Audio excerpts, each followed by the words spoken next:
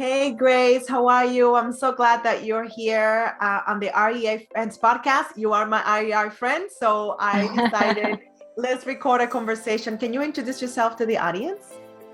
Yes, my name is Grace Gudenkauf, and I am born and raised in Cedar Rapids, Iowa, and that is where I invest.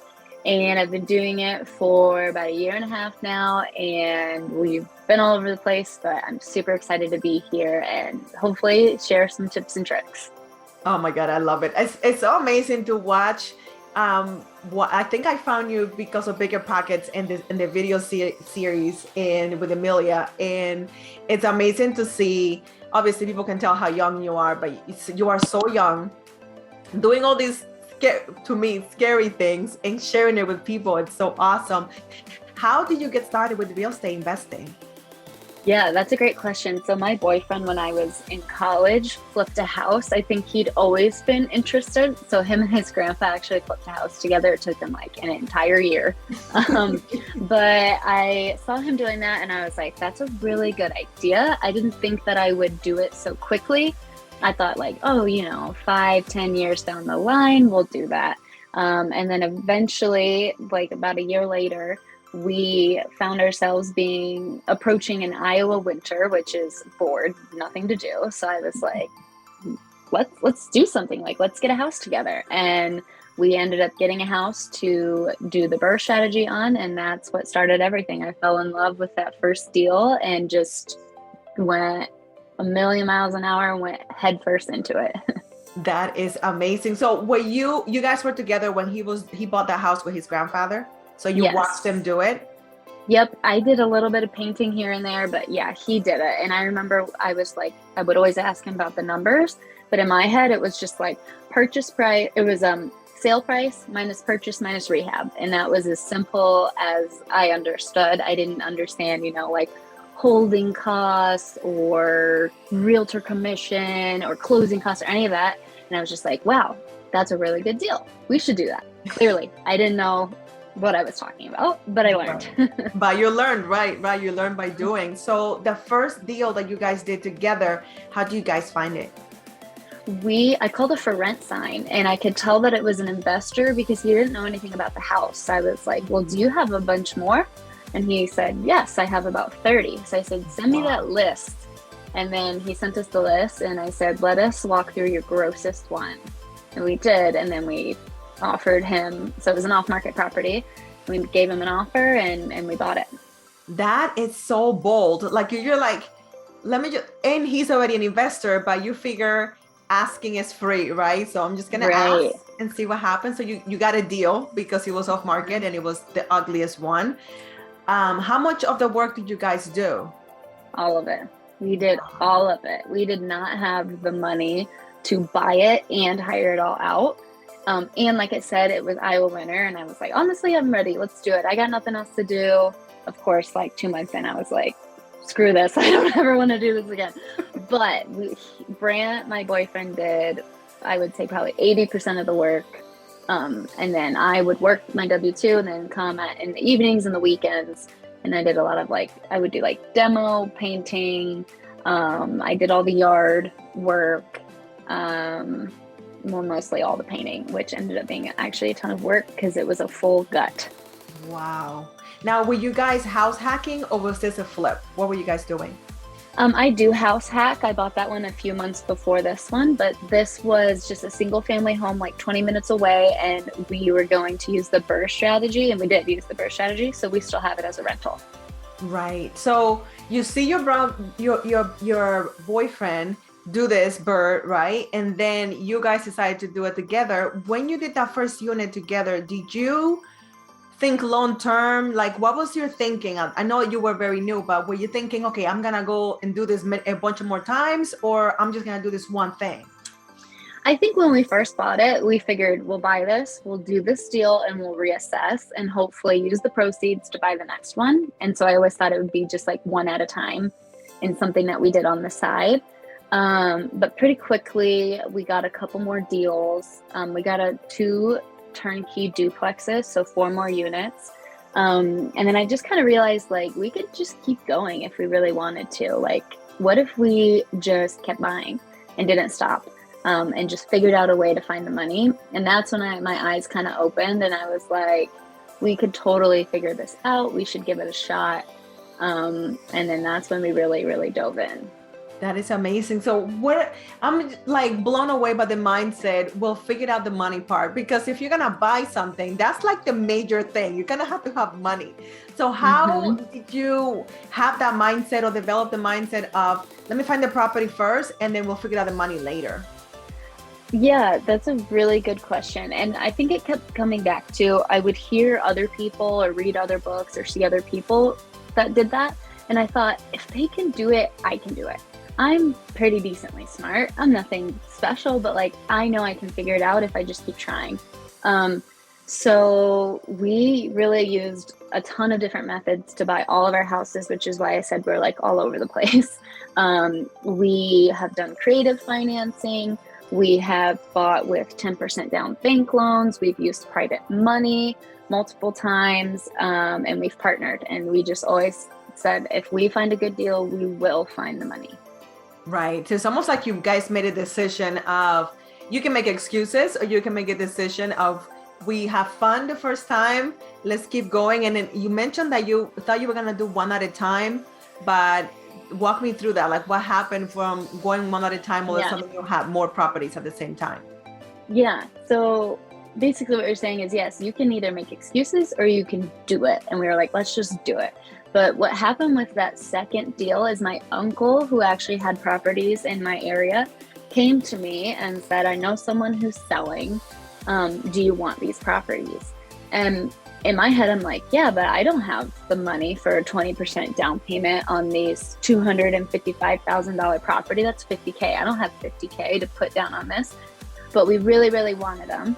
So we partnered with my sister, and then I called a local bank and I basically told them, these are great turnkey properties. They're stabilized. The tenants are paying. They're amazing.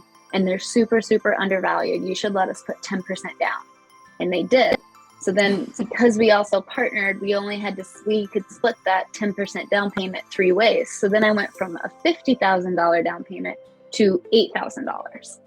That's all I had to come up with, and I could do that at the time. So that's what we did to be able to buy those duplexes, and they've been a really great purchase, and I'm so glad that we have them. And then after that, I can kind of clicked, like, okay, if I figured that out, I can, like, let's keep going. And so we just kept buying. That is amazing. One thing that you mentioned that I think the audience should definitely pay attention to is that banks usually will have their terms laid out and they publish them everywhere. But that doesn't mean that that's written in stone. And again, it's approaching them, having the information, knowing your numbers, and saying, hey, what about if you did this? Because the bank is about making money. So if you bring them a deal and basically you're doing all the work for them, more than likely they might say yes, or they might point you into the right opportunity, the right place. I will tell you, hey, we might do the loan. Exactly. And it never hurts to like lay things out in like a presentation, because really you are selling yourself and you're selling the deal to the bank. Because like you said, yes, they do sometimes have their terms that you think are set in stone, but like you also said, asking is free. So make your presentation. It could be just a couple pages of, these are the numbers, this is why it's a good deal, and this is why you should invest in it, and you're going to make a ton of money off of it. Bank, exactly. Mr. Banker, so do it. Exactly. Did you have any naysayers, any people that were looking at you and your boyfriend thinking, what are these kids doing? I think I've been pretty lucky, and not a ton. My family's always been super supportive, and my friends definitely, I don't think they would do it themselves, but they've been supportive as well. I would say, honestly, the naysayers come from like online, when people see what we're doing and have an opinion. But overall, I've been pretty blessed. Yeah, I would say so. That is amazing. So you were telling me about you were getting a deal and then the duplexes came about. How did that happen? The duplexes, that was from my uncle, who knew that we were possibly interested in buying. So he gave us that lead. So we were super excited about that. And then actually the next deal that we bought after that was next door to those duplexes. And that lead actually came from the seller of the duplexes. He saw people hauling stuff to a dumpster and went and told them that they wouldn't have to do that if they sold to us because we would buy it as is. So that was so cool when another person went and basically sold us to a different seller, and then we got that under contract. We bought it with private money, and we just finished that rehab about a month ago and refinanced it with a bank loan. So it was like a perfect fur, and we didn't use any of our own capital. That is amazing. So you kind of develop a reputation in the game, like, hey, these people, they'll take care of everything, don't worry about it. That because you started, and that you wouldn't have the reputation if you kept thinking about doing it. People saw you doing it, and then they're like, oh yeah, they'll do that for you. That's awesome. Yeah, it's funny because when that seller first texted me and said, hey, the neighbors, you should buy this house, I went and talked to them. In my head, I'm thinking like, that's crazy, I won't buy this, like I don't have the money. And then I realized that it was a really good deal, and I was like, okay, let's do it, let's find the money. So it's so weird to reflect on that and think that I was like nervous or scared, and to now know how great of a deal it was.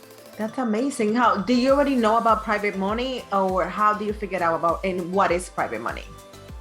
Yeah, private money is basically when an individual just gives you a loan for a short period of time. Typically, it's up to a couple years, and it's 7, 8, 9% interest. And I read a Bigger Pockets book called Raising Private Capital. I knew what private money was. I didn't really know the ins and outs of how it physically worked, like the details of it, but reading that book really helped. And I definitely it was a bit of a learning curve with my first private money lenders, but you do it once and you'll figure it out. It's pretty easy. It's amazing. The hardest part is just finding the person to loan you money. Okay. You make it sound so easy. I'm listening to you, watching you, and you're like, she's just making it sound like it's the easiest thing in the world, but you've done it. You have done rinse and repeat. And I think that's where the comfort comes from, right? 100%. It seems so much scarier until you sit down and you look it in the eyes and you do it. And then once you do it, you're like, okay, yes, I was scared, but I've done it and I feel good. And the thing with private money is, I know that you're active on social media, which is amazing. That's where they came from. They were family friends who saw me posting every day on Instagram and saw that we had done a really great deal, and they were actually interested, and they came to us and were like, we would lend to you if you ever have another project. So we said, absolutely, let's do it. But that came from that know, like, and trust factor that I was building online and showing everybody and sharing with everybody what I was up to. So I highly recommend to anybody to be very active on social media. Yeah, absolutely. You never know who's watching, especially when you mention, and it's $7, $8, $9, $10 is way better than what the banks are doing. And short term, it's almost like a no-brainer. And lots of people have money that they don't have anything to do with, or they have no interest in doing real estate actively. And who wouldn't want to make money passively? That's the beauty of using private lenders, for sure. Yeah, I think that those private money lenders probably put 5 hours total of work into it, and they made $7-8 grand off that deal, and they did nothing. They didn't lift a single finger. They signed a few documents and made sure they got a check every month. But you're absolutely right. There's so many people who want to be passive. I can't wait till I can be passive. Yes. I can't right now because I'm hustling to make money, but that's the ultimate goal, is to just give somebody else your money and then they pay you for it. That's like the ultimate money working for you, literally. That is like the goal. I love that so much. So you partner with your boyfriend and you partner with your sister. How would you say partnerships play a role in your investing business? A big role. My permanent partner is my boyfriend. We do everything together. And then we also partnered with my sister on those 2 duplexes. And then from then on out, we did private money lending, which is a form of a partnership. Yep. And I think that there can sometimes be like a mental block of like, oh, I don't want to partner and share the profit with somebody. But you have to remember that 100% of nothing is less than 50% of a great deal. And so if you want to scale and grow, you're going to have to partner. Whenever you see people that are like, oh, I did 100 deals in 3 years or blah, blah, blah, blah, blah, there's always partnerships behind that statement. There's always partnerships operating in the background. It's very rare that somebody does all of that so quickly by themselves. Right. That's so powerful. And just think about, even if you partner with someone that's already established and has done deals before, now you don't, yeah, you're going to be nervous, but now you can kind of rely on their expertise, their reputation, sometimes their money. And now you're doing something that you're scared of doing, but you know someone that has already done it and can probably answer all your questions because they're already experienced. Yeah, absolutely. That's a really great way to put it. That is so good. So how many properties do you have now? We have 18 or 19 units between, I think, 8 properties. That is amazing. Wow. So how did you guys start the partnership with Bigger Pockets? I was always wondering about that. Yeah, so Amelia was a TA for their boot camp. And then we, like I said, had always talked about doing like a podcast or something. So we actually pitched them on doing a podcast. We got a meeting with them through Amelia's relationships. And they said, no podcast, but we will give you a YouTube mini series. So we said, sure, we'll do it. And that's really what happened. It was actually us approaching them. Yeah, it's amazing. Like it's I see a pattern. Like you are such a go-getter. You want something and nothing is gonna stand in your way. And you seem like you're asking for what you want, and those that ask get. So have you always been like that? Like what prompted you to just ask for what you want?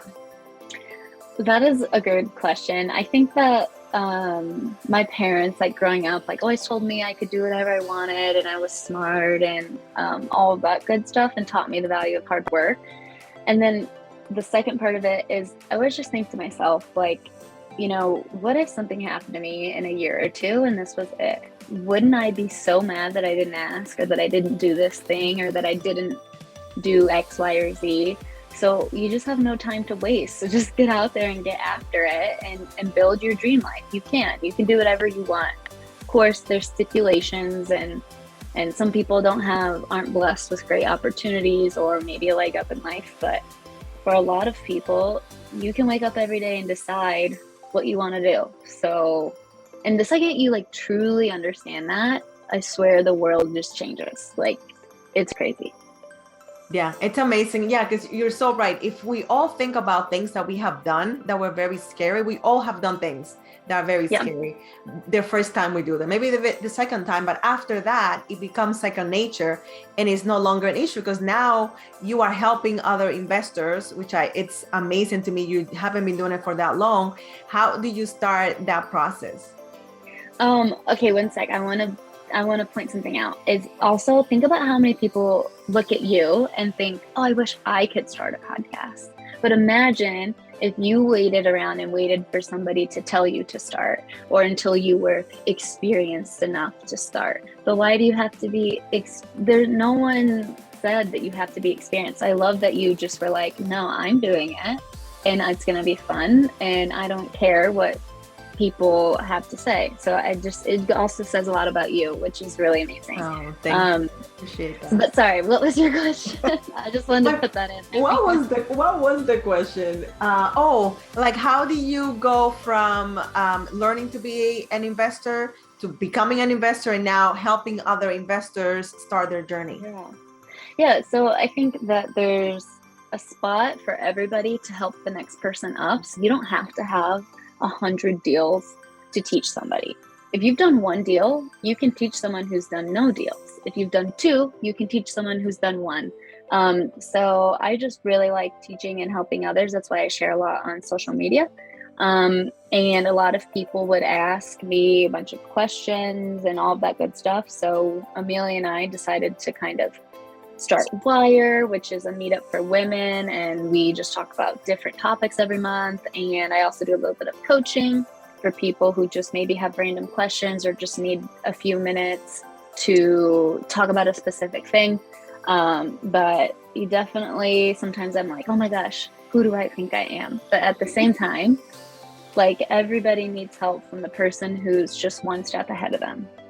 Absolutely. And I just gotta say, for me, even though I've been learning for a while, I haven't bought any properties for investing yet. So following someone that hasn't been doing it for a long time is not as intimidating as following someone like Grant Cardone, who owns like, Right. like towns probably, right? I can relate to him, right? He's been doing it for so long, but someone that, granted, is way ahead of me, but hasn't been doing it for a long time or didn't have that background, I can relate. Yeah, I might only be 1 year ahead of you, which is, that's why I love your podcast so much, because yeah, it's so hard to relate, and there's so many resources out there of people who are so far out of reach, and you listen and maybe you get down on yourself and you're like, well, how do I get there? So that's why I love your podcast idea. It's very smart. Yeah, thank you. No, I just knew that I wanted to talk to people that are doing what I want to do, because that's how I get motivated. Like, I need to see it, I need to smell it, I want to talk about it. And I think others feel the same way, because people are listening and downloading the podcast, which is awesome. So when it comes to real estate investing, what would you say is your favorite thing to do of all? And there's a lot to be doing in real estate investing, but what's your favorite activity? I just love the problem solving aspect of it. So I like to analyze deals. And I also like to, once I've analyzed the deal, just kind of think, okay, like, what strategy could I use to make money off this deal? Is it a rent to own? Is it a long-term rental? Is it a flip? Is it a wholesale? And I just really love putting those pieces together. I think that's super fun. And I have a background in engineering, and I think that's kind of how my brain works, is being analytical and then putting the pieces together. So I definitely like that. Somehow I'm not surprised by that. I can see you be like, okay, bring me that problem, I'll figure it out. That is so cool.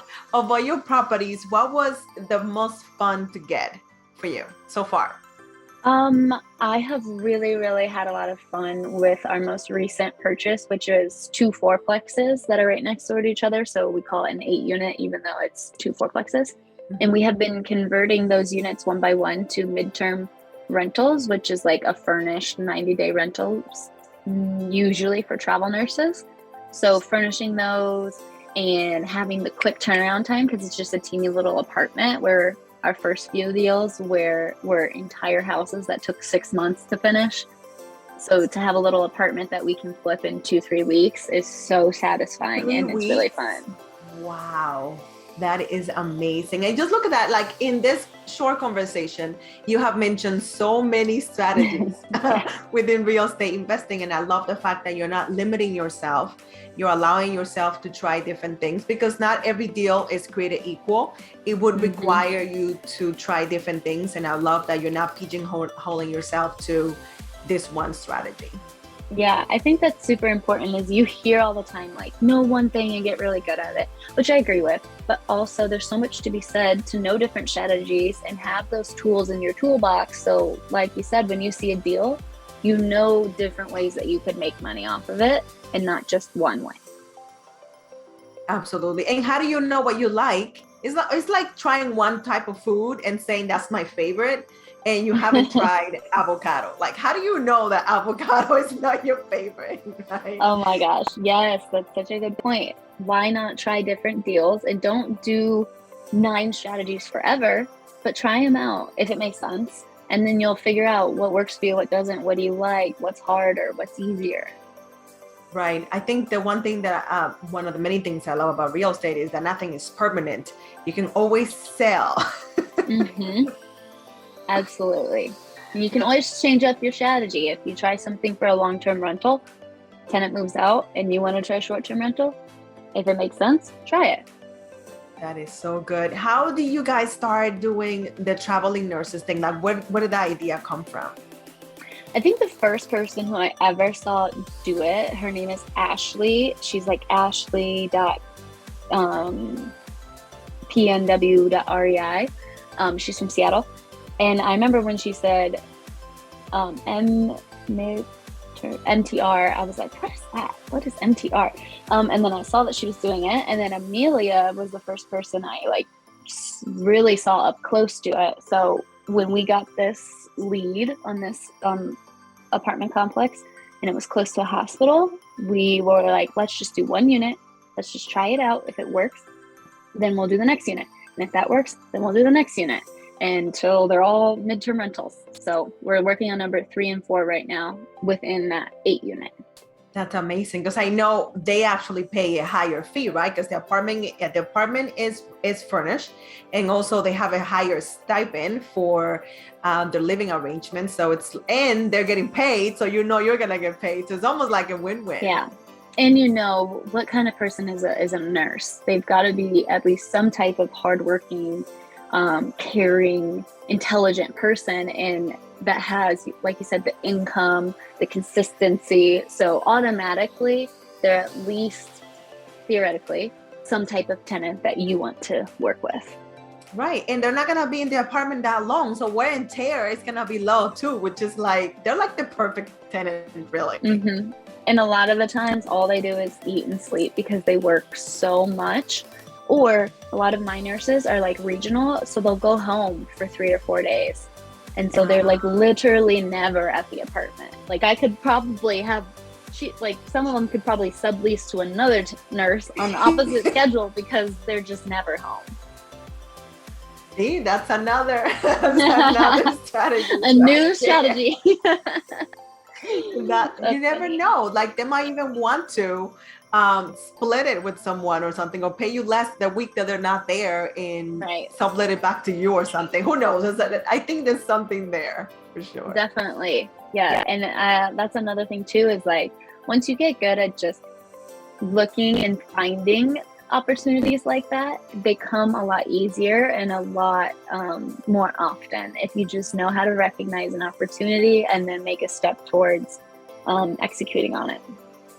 Yeah, I think that's the power of proximity. When you are reading about something, watching, you are talking to people about it, and you're studying. I think there's nothing, your brain has no choice but to adapt, and all of a sudden it's not so scary anymore because you are surrounded by it, and now it becomes like second nature, which is why I know that's why I'm doing the podcast and doing all the things that I'm doing, because I know, like, before I cannot even imagine finishing a book. That was like really scary to me.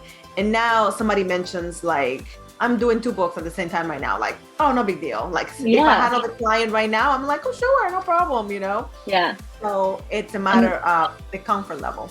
Yeah. And it starts to become familiar. So now when a good deal pops up and you're like, oh, I've been hearing about midterm rentals and seeing it and watching it, you're going to be like, I feel like I've already done it. Like, I know what to do. And hopefully you'll be a lot more confident to take that on.